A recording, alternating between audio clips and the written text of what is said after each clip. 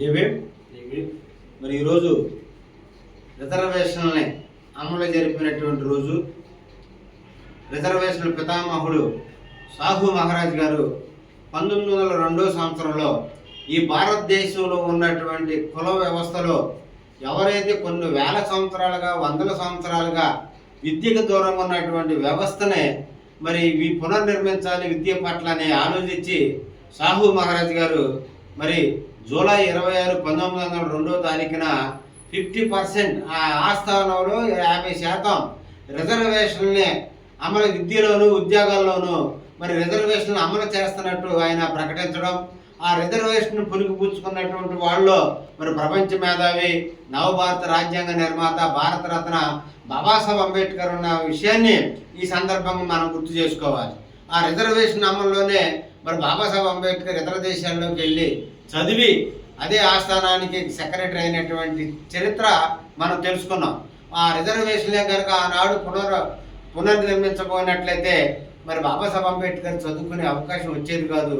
అలాంటి అవకాశం కల్పించినటువంటి సాహు మహారాజ్ గారికి మనం ప్రత్యేక రుణపడి ఉన్నామని మరి ఈ సందర్భంగా నేను తెలియజేస్తున్నాను. మరి సాహారోజు మహారాజ్ పుణ్యమే ఈ భారతదేశానికి మానవ హక్కులు కల్పించింది, అది బాబాసాహెబ్ అంబేద్కర్ పోరాటం వల్ల. సాహు మహారాజ్ గారి పుణ్యమే ఈ దేశానికి రాజ్యాంగం రాసే అవకాశం వచ్చింది, మరి బాబాసాహెబ్ అంబేద్కర్ రాజ్యాంగం రాయటం వల్ల.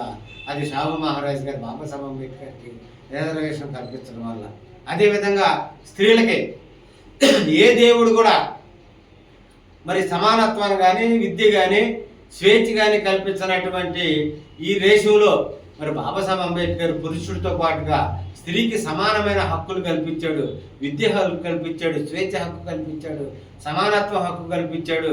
మరి ఈ దేశంలో మరి ఉన్నతమైన అటెండర్ దగ్గర నుంచి ఐఏఎస్ ఆఫీసర్ వరకు, వార్డు మెంబర్ దగ్గర నుంచి ప్రధానమంత్రి రాష్ట్రపతి వరకు అయ్యే అవకాశం కల్పించాడు బాబాసాహెబ్ అంబేద్కర్. అది సాహు మహారాజ్ గారు అంబేద్కర్ గారికి రిజర్వేషన్ కల్పించడం వల్ల.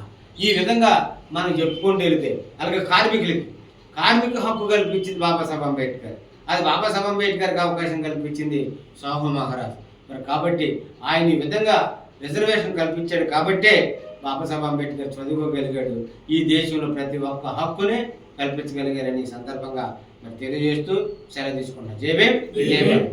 లాలి సాహు మహారాజ్ గారి ఆలోచన విధానం, లాలి సాహు మహారాజ్ గారి ఆలోచన విధానం అమలు చేయాలి. భారతదేశంలో 50% రిజర్వేషన్ అమలు చేయాలి. భారతదేశంలో 50% రిజర్వేషన్ అమలు చేయాలి. భారతదేశంలో 50% రిజర్వేషన్ లాలి సాహు మహారాజ్ గారి ఆలోచన విధానం, లాలి సాహు మహారాజ్ గారి ఆలోచన విధానం.